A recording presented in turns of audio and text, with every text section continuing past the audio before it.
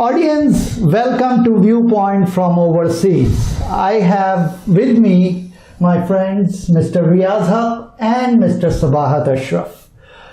Kashmir, ladies and gentlemen, the K word between India and Pakistan. Where we are heading at? Are India and Pakistan capable to ever resolve this problem? Is Kashmir the only issue between India and Pakistan? Are they going to fight more wars on that? Are we capable militarily to take over this, to resolve this problem? Yes or no? India and Pakistan fought 3 wars on this issue. 1948, 1965, 1971 war was, although not on Kashmir, but the Kargil conflict is almost a war which was fought on Kashmir. So 3 wars. Ladies and gentlemen, little bit incident happened. We go back to the square one and we all start all over. So let us talk about what are the capabilities of India and Pakistan to resolve as per diplomacy is concerned, as per military power is concerned, and so on. Our friend Mr. Riaz Haq, he had a very good blog published this last week. Some of you may have read it. You can go to riazhaq.com and read this article and and give us your views. So Riaz Haq, you raised some interesting points in your recent blog. Just explain us how you see the whole scenario and how you see this Pulwama incident, and are we going to have these type of things always? We will be fighting, killing each other always? This is the way we are all for one day we will nuke each other? I think there's been a fundamental change in the way the relationship has been, particularly since Mr. Modi became Prime Minister of India. It's the Hindu Nationalist Party. Their politics is essentially around, hatred of Muslims and going after Pakistan to win votes. And these things tend to, come up particularly around election time. They use it as a way to win votes. Now, the other thing that has happened in this period is that a lot of the Western media in particular and Western analysts have been boosting India as a rising great power and Pakistan as a nation that is collapsing.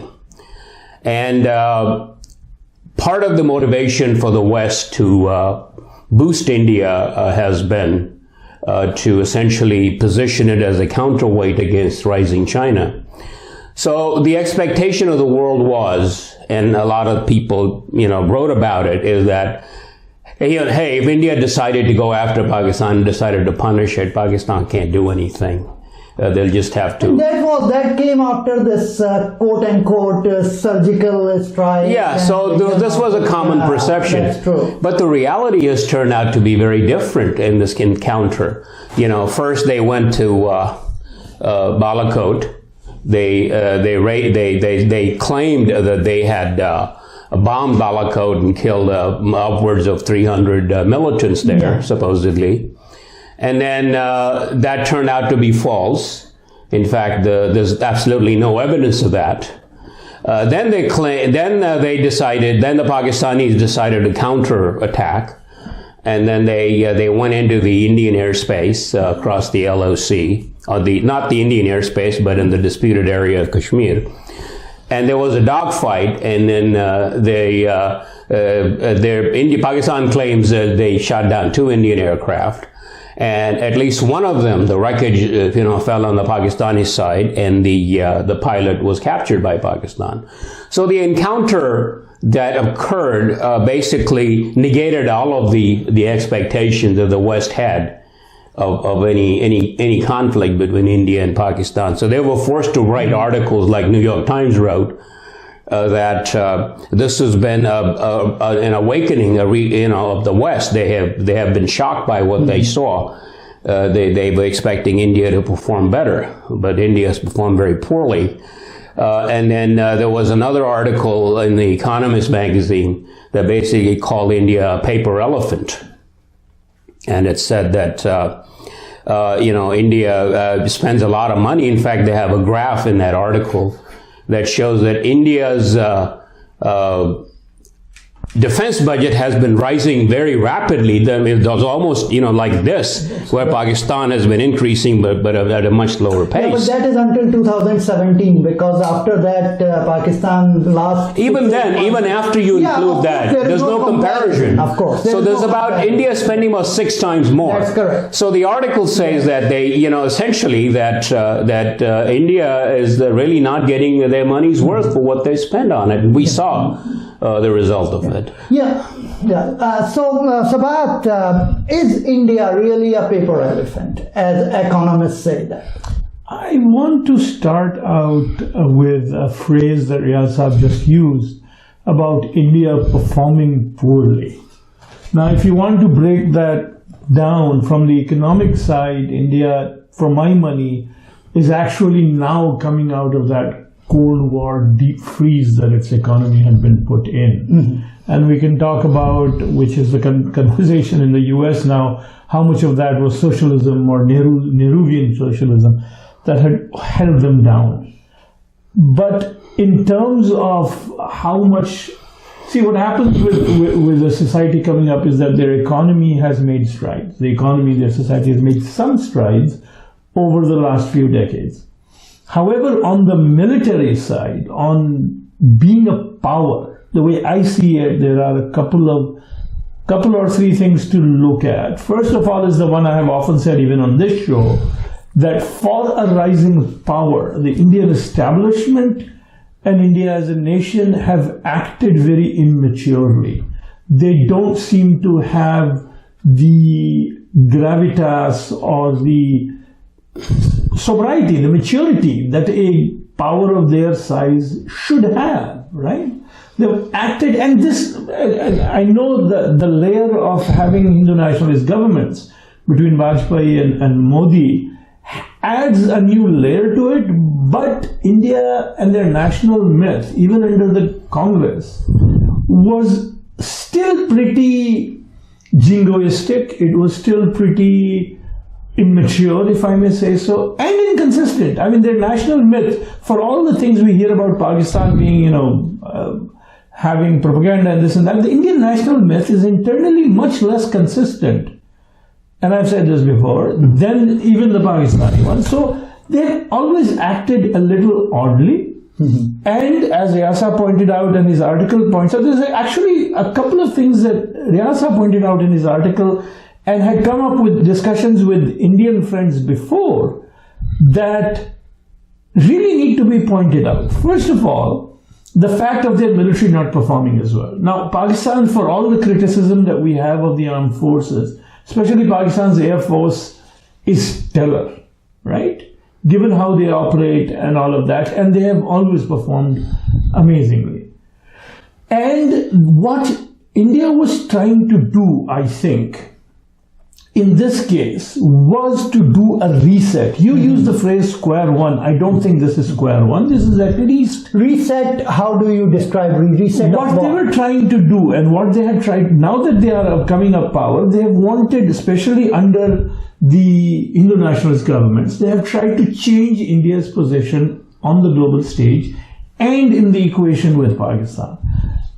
Raising India to the level of a nuclear power was the first step, right? They actually carried out a nuclear test which raised India to that echelon. And in that case, you will actually note that it was a given from day one that if India did it, Pakistan would do it. So they were actually inadvertently also raising Pakistan's stature. Mm-hmm. But that play, I think, and as my Indian friend was saying, was not a play in the equation between India and Pakistan. It was a play to raise India to that level. It was an answer to the West that you're going to have to take us more seriously, stop treating us as if we're sitting at the little boy's table, right? That is one thing they did. Now, with the surgical strike, let me finish the thread. With the surgical strike and what they tried to pull at Balakot this time was them trying to act, as my Indian friend, I might as well name him, Mr. Avnish Madan was saying, what they were trying to do was actually trying to act the way the US does in its sphere of influence. That we can go in and do X or Y in Venezuela or El Salvador or whatever. They wanted the surgical strike, that also the hype around the surgical strike was an attempt to do that. The previous one, that we went in, we did a surgical strike, we got out, Pakistan couldn't do anything. So they were trying to do that. This strike, one way to look at this strike, the Balakot one, was that they would get in. They had a very well-planned, well-coordinated airstrike, which they did, and then they would get out, Pakistan would not be able to do anything, and then they could go and say, hey, we are a regional power, we do what we want. The little detail of one of their planes actually getting shot down in Pakistani territory kind of, pissed in their soup, so to speak. It spoiled that whole arc. And then Pakistan was able to very deftly, either on its own or the military or with Western backing, was able to leverage that, take advantage of that by acting like the more mature government and nation, where they released the pilot, they were able to say we followed the Geneva Convention, we are so good, the whole thing. So that is one whole thing. The last footnote I would like to add and put on the table, because it is time to have that discussion, is something else Riaz Saab mentioned in his post, which is that India has very self-consciously kept its army on leash.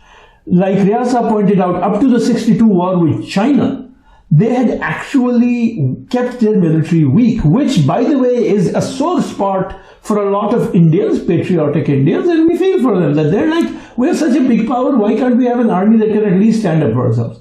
But there is a reason for that. See, if you look at major former British colonies, India, Pakistan, Nigeria, and other smaller ones like Fiji, they all had a problem with the army they inherited from the Raj, the British Indian Army. Burma, right?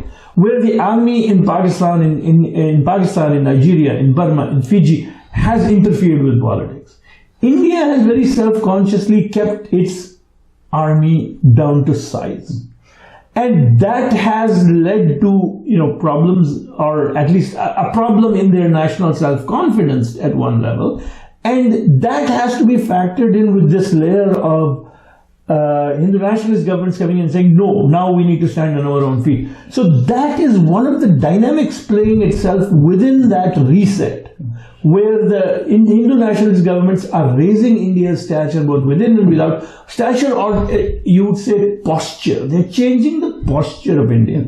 The rest is details, and as Riaz Saab pointed out, and we are seeing, they're having trouble with that. And I put at least some of that down, as I said, to the lack of maturity or sobriety or basically depth of thinking, which is actually surprising, because we all think of India or ancient India as this place where great philosophy, even Chanakya and the other philosopher that Riaz Saab mentioned the other day. Well, all of that should go into their thinking. This acting of in such an immature way is a problem. Yeah, so Riaz, I have a couple of things here. First of all, let's talk about surgical strike. So I will tell you and you just go back to that. Dr. Happy Moon, he's a scholar in Lucknow University. Jacob. He's a recent, Jacob, Dr. Happy Moon Jacob, thank you. So he just had a book and he mentioned almost 34 incidents where India and Pakistan did these quote-unquote surgical strikes. So he does not put any weight on that, but he put a lot of weight on Balakot strike, that this is something different, that they crossed the limits where they were. Second thing, as you wrote and our friend Sabahat talked about it, that Indian army was kind of organized by the civilian authority in a way that they do not get too powerful to go take over the country. You'll remember during the time of Indira Gandhi, like some of the generals thought about it. Of course, it's a news which was denied later on, so I don't want to quote over and over. However, Now you see that the new Chief of Army Staff talks to the nation on the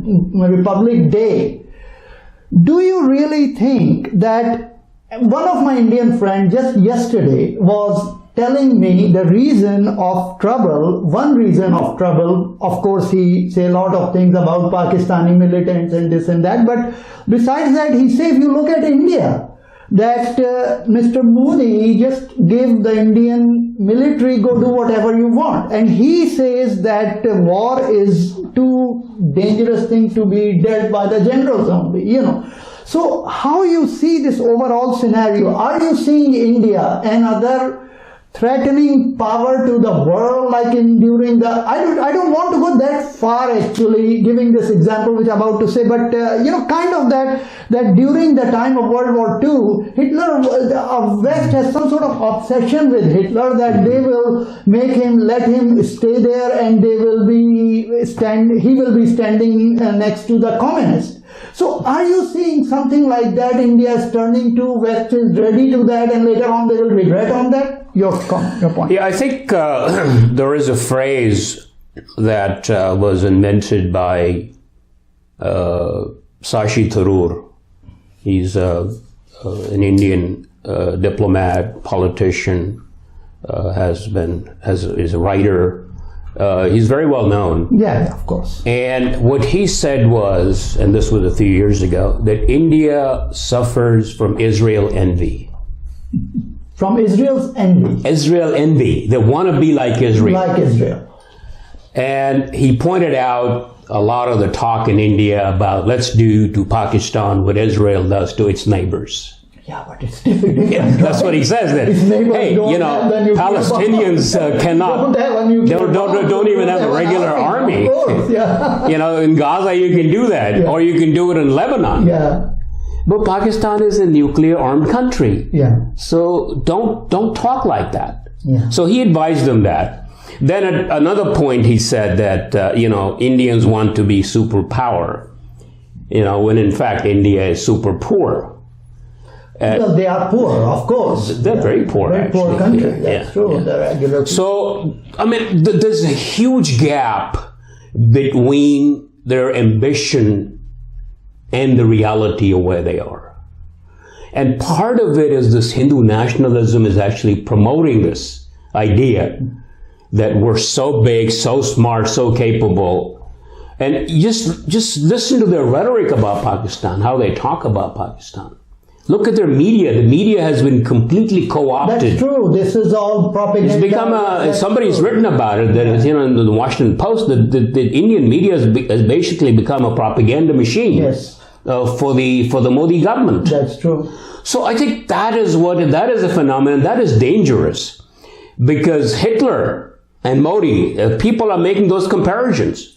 You know, and that was my question. Yeah, and there's, in fact, I read an article in Haaretz which talks about how the Hindu nationalists are so similar to the Nazis. It's you know, it's a supremacist ideology that Hindu supremacist essentially, and in fact, the guy who was their founder of the Hindu nationalism, the guy who started this whole movement, RSS. His name was Golwalkar. And Golwalkar has written in his book, that we basically should do to Muslims in India what Hitler did to Jews in Europe.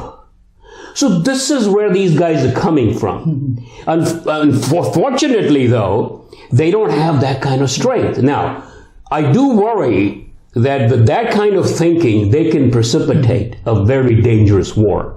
Because assuming, you know, the kind of assumptions they have about themselves, that they can just nuke Pakistan and get away with it, is a very dangerous kind of a thinking. Because they're not going to be able to get away with it. In fact, Pakistanis know that Indians have this kind of thinking. In fact, the fact that the Pakistani airspace was closed, and still closed actually, parts of it are still closed. Part of it, yeah. Is because there was a real threat. The Pakistani intelligence detected movement in India. Amir Khawari's story in the news, I read that. That indicated that they were planning to actually launch a missile attack on Pakistan. And that's when the Pakistanis went to the Americans and the British and told them that if there is a missile attack on Pakistan, there will be a massive retaliation from us. More we will yeah. Yes. So I think there's a real danger of that happening. And I think this is a time for the world to wake up to the reality of what Hindu nationalism is, what a dangerous philosophy it is, and how it can bring the world to the brink of disaster. Sabahat, let me go to the other side of this whole scenario. The Pakistan's military's support to the militant organizations inside the country. Okay. Now it's very difficult here to talk about it. United Nations, and I'm really confused. Please try to explain. I've asked Riaz also same question. That at one hand, these militant organizations, you and I talk about it, that we should be containing them and all those kind of things. They should not be trained by Pakistanis and all that. Fine. I mean, I fully agree with it. Pakistan should not do that, and they should crack down on that. And they are not an asset. They are actually the one who destroyed the Kashmir cause, basically, Kashmir movement. I'm telling you the way I see it, and you can disagree with me on that. However, if any organization inside Kashmir, inside the Indian side or Indian occupied Kashmir, has this type of organization working inside without the help of Pakistan's help, and they do some kind of attacking on the hard target. This is that question I asked also Dr. Mueed Yusuf last week. Attacking the hard targets. Hard targets, when I say, I mean military targets, Then according to the UN, they are allowed to do it. So where we should draw the line, because Prime Minister Imran Khan called it, and a lot of people say that Imran Khan should start reading the article instead of talking extempore. He keeps calling it terrorist attack in his extempore speech. More than once he said that, which a lot of media pointed out. So how I can call them if somebody is inside Kashmir attacking them as a terrorism? How you see that? And answer also my first part of the question about Pakistan controlling these things. Do you think it's really the case? You've raised 2 or 3 very, very deep and complicated issues here, right? From the definition of terrorism, on which there is a definition of terrorism in the dictionary, there is a definition of terrorism in political science. And then there is a definition of terrorism that a lot of governments raise for their own interests, right? Personally, I subscribe to the definition in the political science textbooks because that is the real relevant one. However, and that's one layer, and I'm actually going to avoid jumping into the middle of that whole thing because that's a nest of wasps.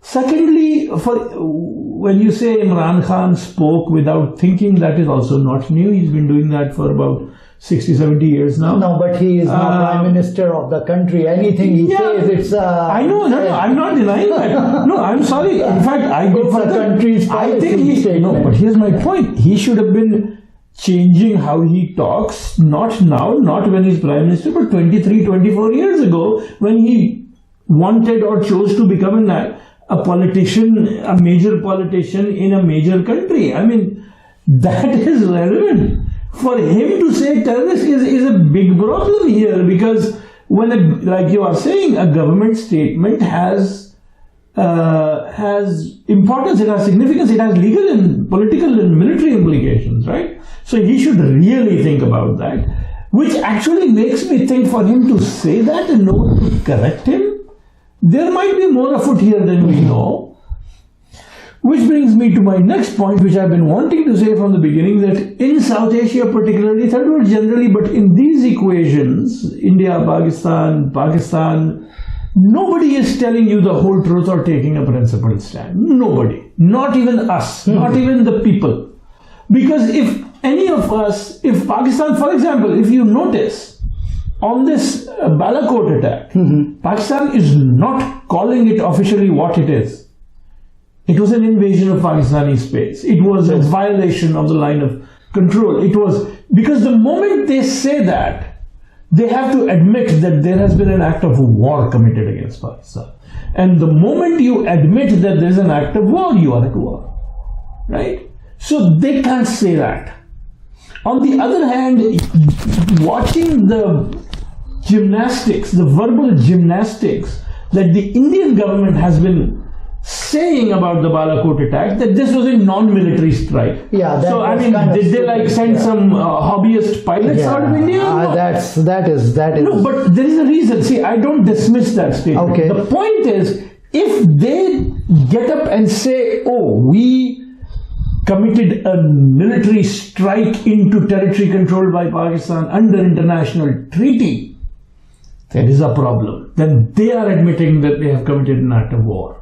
Yeah, but international community say India has. I didn't say community. I said international treaty. These are no. I'm talking issues, about right? some capitals, world capitals, France, Germany, United States. Those are secondary issues, right? Yeah. Those guys are also watching this, right? Yeah. Because they also have treaty obligations. Yeah, India and Pakistan. but they did not talk about. My point is, in this whole discussion, nobody. When you and I sit down and talk about the, legal, moral, grammatical meanings of words, we are not addressing the issues that the leadership and the people involved are in. Because, we can talk about principle and what is happening to Kashmiris. Let me say what I feel about Kashmir in that regard. I think Kashmir has been, I'm trying to avoid words that might not be appropriate for broadcast. Kashmir has been misused and abused by all sides to the discussion. 5 parties, of course. All parties, Pakistan, India, everybody, right? Yeah. Because Pakistan has been using Kashmir, at least since the days of General Zia, as a stick to beat India with, or at least to irritate India with, right? They've not really been working, because the first time I actually met a Kashmiri freedom fighter, this was Muzaffarabad in 1990 or so. I was a young person there. I was coming from that idealistic point of view. I asked, what is your strategy? You guys are committing these little pinprick things. What is the bigger strategy? Is there a strategy to quote unquote liberate Kashmir? And he went off on emotional and other things. The question is, nothing is specific. So my point is, we can have that discussion that you want to start about what is right for Kashmir, what is right for Kashmiris, but that's a whole other discussion. Right now, what we are discussing, the way I see it, is what India and Pakistan are doing to each other right now. Because if you get, although one ancillary or I think tangential benefit of this whole issue, which is actually what Pakistan and Pakistanis are trying to do right now, is raise that Kashmiri issue onto the front burner. Because one thing that has now come onto the news and is having to be dealt with by the New York Times and everybody is the fact that Kashmir is a mess. Civilians are getting killed.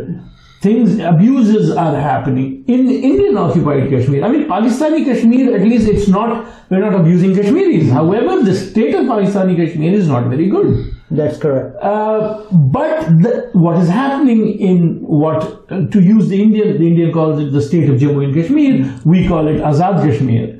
What is happening in Jammu and Kashmir, the Indian state, is a mess. And the way I see it, if there's any good coming out of this whole discussion, of this whole 3 weeks is that issue is now starting to rise in the Western, discussion space and discourse, and inside India. Because what has happened to Kashmiris around the rest of India, just I think a day or two ago in my ancestral home of Lucknow, is making a lot of Indians sit up and say that we have spent 3 generations trying to say, oh, Kashmir is part of India, Kashmiris are Indians, and now we are treating them like foreigners and the fifth column. What the faluda is going on here? Yes. Thanks to Prime Minister Modi for raising and that's kind of... Riyaz, you have a last word. Yeah, so I think as Sabhat pointed out, this incidents, what we have seen recently, the events of the last few days, have absolutely brought Kashmir back on the international agenda. There was this New York Times editorial that said that incidents like Pulwama and Balakot and others will happen again if the core issue, it talks about the core issue of Kashmir, between India and Pakistan is not resolved. And they sometimes somehow say that they cannot resolve, and that is the thing which world community has to Right, and they reject the Indian argument that it's a bilateral. Yes, it's not going a to be bilateral. resolved Five parties there. How it is bilateral anymore? So that's number one. The second important thing that happened, OIC, Organization of Islamic Conference. Oh, I see. OIC is the second largest international organization in terms of membership. It has 57 members. And it had a unanimous resolution passed with 57 members that condemned India's occupation, the word military occupation, and India's terrorism in Kashmir. And it even mentioned Burhan Wani, the murder, the killing of Burhan Wani, as a reprehensible act by the Indian government. So I think the question of Kashmir is back on the agenda. Everybody realizes that this is the core issue that has to be resolved. And that is not what Modi was looking for out of it. He just wanted to talk about terrorism. Now, obviously, that is an issue. I think I wouldn't call it terrorism if the Kashmiris are fighting for their own freedom. However, I think the problem happens that, when they make a reference to Jaish Muhammad, and Jaish Muhammad exists in Pakistan, I think that needs to be cleared up. I think Pakistan needs to crack down and get rid. Doing it. Yeah, but they need to follow through. Yeah. Make sure that this happens. Because they did it before also. This time. And these guys are no friends of Pakistan. That's correct. That's correct. They have also collaborated with TTP, which was killing Pakistanis. 70,000. They also attacked Musharraf. That's true. There was an assassination attempt against Musharraf in which JEM was involved. That's true. So I think these people are a liability for Pakistan. Pakistan needs to get rid of these people. Yeah. So, ladies and gentlemen, you heard the views of Mr. Haq and Mr. Ashraf, Faqir, I must say.